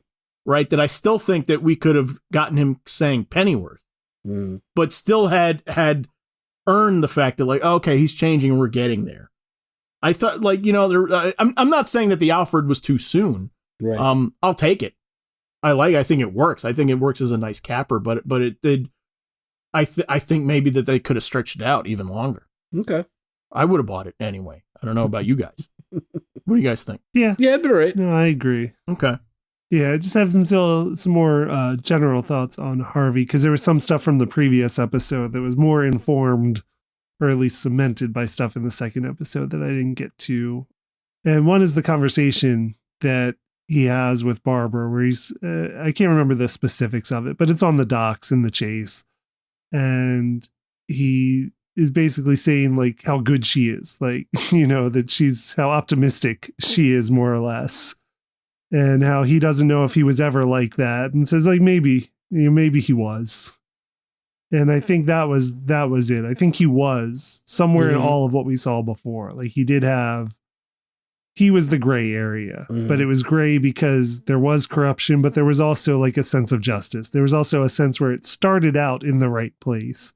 He sometimes had the right goals in mind, trying to become mayor. I think he did think ultimately it would lead to good, or lead to a better Gotham, even if he had to sell out how he got there. I think there was always a sense that he thought he was doing everything for the right reason in the end. And that's what informed my interpretation of the Harvey. It was like that good stuff was always there. The bad stuff was always there. Now this accident has made a schism between them and brought them both to the forefront. So we're now alternating between just the good and just the bad. But it was that scene where he was kind of nostalgic about like, maybe I started in a good place. Yeah. That kind of cemented that for me. Well, I think too, what I think you're right. I think I agree completely, but I think also what that scene does, which is kind of cool, is Gotham got him. Mm-hmm. Right? And I like moments like that. I like the Gotham gets to people and claims people. you know. All right. We got a very, very small sliver of episode left to do, but so let's hit it. Two very fan servicey moments here. I think. Yeah. And I don't say that in a bad way. Very cool, I think. But so let's do the first one. All right. So there's Batman is left in the Batmobile after calling him Alfred. There's a storm outside. We're in Thorne's penthouse now. He's on the phone. He says to keep their mouth shut and his lawyers will take care of everything. Tell them, he said, nice work with the Dent got a bullet in his back, which is what the bastard deserved. He hangs up. We have a quiet beat for a second, and then a batarang breaks the window in front of him and lands on the chair just beside his head, grazing his ear. On the rooftop in the distance, we see Batman is standing heroically as lightning strikes behind him. I just like this. I like this callback here. Yeah. What do you think? It's familiar. Yeah. Mm-hmm. It's very open of Batman the Animated Series. We're just zoomed in. Right. Yeah. On it instead of seeing it from so far away. We're getting a context for it, yeah. Yep. Yeah. Yep. Nice moment here. I thought very cool. Oh yeah. Hero shot. But we're not done yet. After that, we cut to rainy night, still raining. We're in a shack. We hear laughing. Right. Inside the shack, there are bodies with twisted grins. One of them is laughing uncontrollably and then dies. At the table next to him, we see a bunch of beakers and test tubes and chemistry material, and a figure in the shadows is holding a needle with a syringe. And then we get an extreme close-up on that figure's face, partially obstructed by shadow, so we can only see the white skin and the eyes with the tinge of purple. Kind of purple-gray bags under his eyes. Mm-hmm. He says perfect in a very, very deep voice. And we fade out. Who is it? Right. Who is it, guys? Who could it be? Yeah. Interesting here. So what do you think? So Joker setup. Yes. Not surprised. No. Not surprised. Not surprised. I had it spoiled. I knew it was coming. Oh, did you? I did. Someone, some jerkface just mentioned that it was in there. I didn't know exactly when it was going to be there. I just knew it was coming. So yeah, I had that spoiled. But it's okay. I mean, not surprising. But at the same time, it would have been nice to just experience it. But right. Also, I wouldn't have missed it if it wasn't there. So. Right. There's that too. Yeah. The hero shot's a good way to end it. You're right. The hero shot is just as good way to end the season. Right. But I like the dread that this gives us. A little bit. Yeah. And they know what fans want. What fans want. Yeah. If I were Henry Claridge, I would start getting into hiding now. That's the guy that Joker kills in Batman #1. Okay. That's the guy that announced. That was a deep pull. I know. That's the guy that he announces. He announces in the first issue of Batman and says, "Oh yeah, by the way, that guy's gonna die at midnight." Because he's gonna steal the Claridge diamond, and he tells him, tells him flat out, "You're gonna die." Right. We see very little of him, but already I think what we're seeing is we're getting a departure. As with this show from what we classically see. Mm. I'm reading a lot into the color of purple they use under his eyes. I'm reading a lot into that it's kind of gray. The fact that I couldn't really clarify what color it was, I think is kind of telling to me. It says to me, I think that we're getting kind of a muted Joker. Okay. Right. Sure. Maybe I'm just. I got very little to go on, but I'm grasping at straws. But I think that's telling. Did they make an announcement for the voice? That's what my question was. No, he's not in the credits, and they haven't said who it is yet. Mm-hmm. Okay, good. Okay. And I think that's actually really cool. I like that they went so. I think everybody has a tendency since Mark Hamill to really not even Mark Hamill. I mean, Cesar Romero kind of does it too. I mean, everybody goes high with the Joker, right? High register voice. Right. I like that they did the opposite. And they went. I mean, it almost sounded like Powers Booth. I know it's not. I mean, Powers Booth is passed on years and years and years ago, but that's who I heard a little bit. It was almost as if they said, wouldn't it be cool to get Powers Booth to be Joker? Right. Yeah, it's definitely. I mean, it's definitely a different take than what we're used to. Mm-hmm. Yeah, for sure. But I found myself, listening to it a couple times and trying to place it, and then looking in the credits, and obviously there's nothing there. So yeah, I like the chemistry aspect of this and everything. Like that he's perfecting the Joker toxin. I mean, that's a thing that we don't really have, that we've not really seen before. The him testing it and getting the effect that he wants, I think it's sadistic, but also it's fresh. I also got. I don't know if you guys thought about this too. It's in a shanty, right? It's in like in a shack and like possibly in a shanty town. Again, for the time with the Great Depression, is it a class thing? Could be. He preys upon he's preying upon because again, he's got a couple victims there. It's not just that one dude. Right. He's been doing this. I would have missed this, even 2 months ago. Okay. I would have missed this.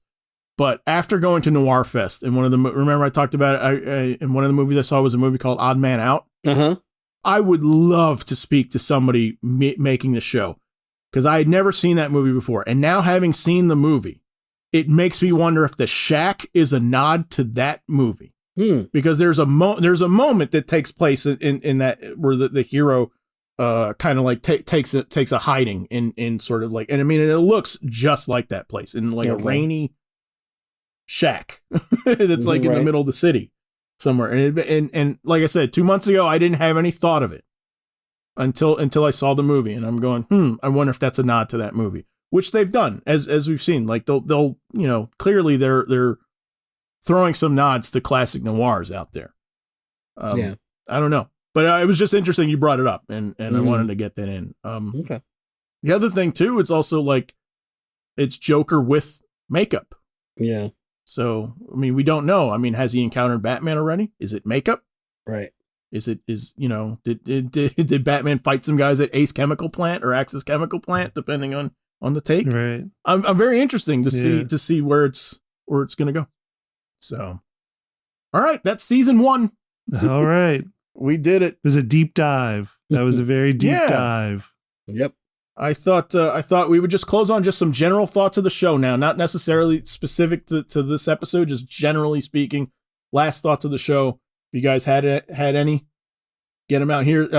Frank, I'll toss it to you first because you threw out Supernatural. Yeah, I'm curious to see. Yeah, I'm curious to see if what thoughts on the show in general, or thoughts on season 2, or both. Well, I'll start you off. I don't know what you were going to say about the Supernatural thing, but I like that there were tinges of it in this season. No, right? My biggest thing was just depending on where they decide to go for season 2, and we're trying to build an idea of who they might recruit for Team Batman. That was someplace I was wondering where they might go with that. Whether we'll see some more. You could. I mean, for the time, you could. I would personally, I would go Dr. Fate or say I wouldn't bring back Papa Midnight. I mean, you could as an adversary, or like just the idea we talked about earlier, the idea that Batman made a mistake in trusting Papa Midnight. I would go Dr. Occult. Okay. I think Dr. Occult's a much better choice for the time. I mean, he is around the time of the JSA and early Batman in the 1940s. I think he might be around the same time as Action Comics #1. I have to look that up. Mm-hmm. But he's a good 1940s kind of Slam Bradley-ish type guy who happens to deal in occult stuff. Okay. So that would be I think that'd be a fun, and I don't think we've ever seen him animated. I could be wrong. I think too. I think Papa Midnight certainly opens up Constantine. Sure, absolutely. Right. Yeah. As a possible ally, which and I will say DC of late in the animation stuff has really liked playing with Constantine. Well, that was why I don't mind the idea of Constantine. I think it's a fine idea. It's just with Constantine, those much like you were talking earlier with Two-Face stories. Constantine is a team up buddy. There's usually only a couple Constantine stories to tell. Generally, I'm not saying that I'm saying that it's what I've read, not as I believe. But what I'm saying is, like, for me, like Dr. Occult would make more sense just from a pulp standpoint, from a noir standpoint, as opposed to Constantine. I think Constantine is the easy, low hanging fruit. Right. I always, I'm a huge fan of the character, but at the same time, I don't need him in this. And I think if you're gonna really, go against my expectations, you would go with someone else. Right. That's why I was like, I mean, Constantine, sure. When I said again, I think Dr. 13 possibly. Dr. 13's a good choice. Sure, Would be a I can fun see that one too, as a possible ally for Team Batman. If you're opening up to the broader DC. Yeah. I mean, I think you also you also got to have, I mean, Zatanna and the Demon, but we've seen them in previous Batman shows, so it makes me go, would they do it again? I don't know. Right. But I like the occult. I like the occult angle of this, and I hope that they stick with it for season 2. Right. Because I do think it keeps it fresh a little bit, and there's certainly a lot of bad guys they can do. I mean, clearly we're getting Joker stuff for season 2. Right. I'd be very surprised if they give Joker a supernatural aspect. But you know, I mean, they can do Grundy. Yeah. You know, we haven't really seen Batman fight Grundy. No, not really. So I mean, that opens up. You know, there's, I mean, Raish obviously and stuff like that. But you know, there's Mad Monk. Right. Is a fun one, and one that I thought too that we've never seen animated anywhere. Yeah. Deacon Blackfire. From that'd be great too. Yeah. Right. Yeah. No, that'd be awesome too. So I think the Supernatural was a fun, welcome addition to this. Yeah, I agree too. Any other thoughts? Just what I was gonna say before was just I like the show in general. I do think that a lot of the choices that were made were again. I still, you know, I think you're gonna. I feel like it's almost like moving a piece in chess. Right. Like, ooh, I don't know if you should have taken your hand off that one just yet. There's gonna come a point where they're gonna get to a point where like, ooh, I really wish we could do this, and they don't have that piece in place. Yeah. Right.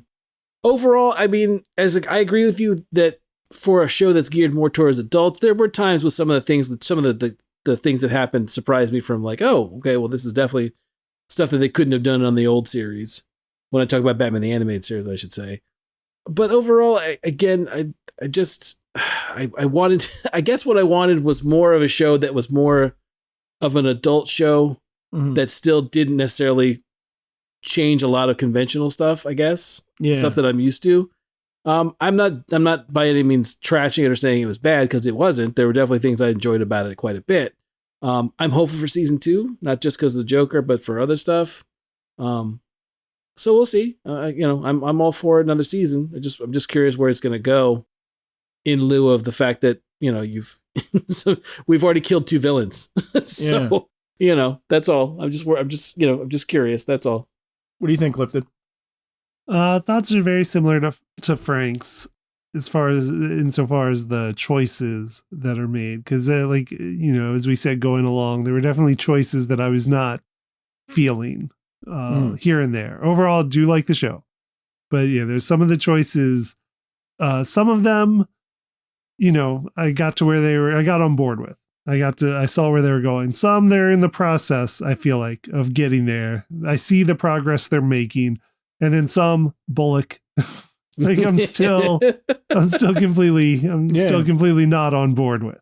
So there is that. Overall, I do like the show. I like the setting a lot. I like the time period and how they play with the time period.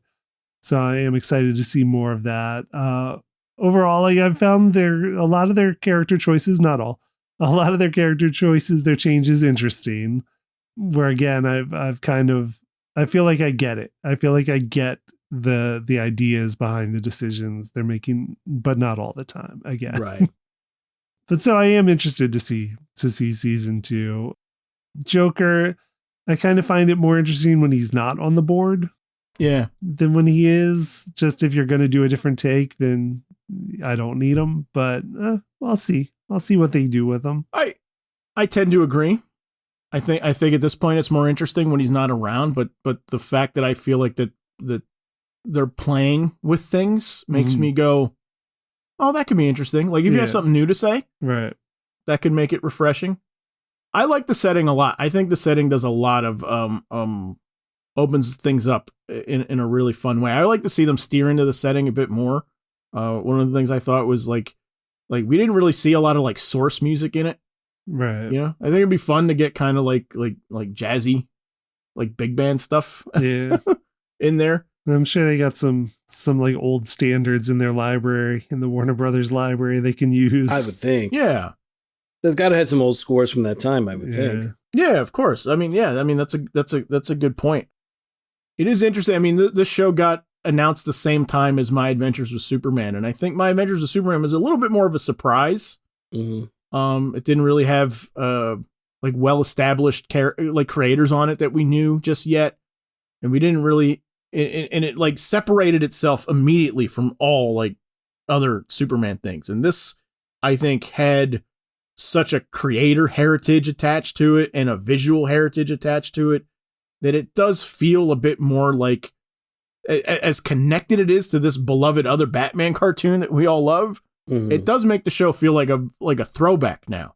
Yeah. That enough time has gone by, which is kind of an interesting thing. That just in the contrast in styles, where like Superman feels so modern, right, right, in the way that they're doing things with its anime influence and stuff like that, and then we have this other one that feels such like a throwback to the point that it literally takes place in the time that the visuals are kind of based off of. It was just The only thing I would say about music was I still like I like the opening, like the music for the opening. I still think it's really disconcerting to go from your teaser to the main story. I have a hard time. It's like, oh, okay. And I have a hard time getting back into the series after that music. Yeah, the music is so good, though. I love that. It is. It's great. I just think it'd be better as your closing credits and have something a little more,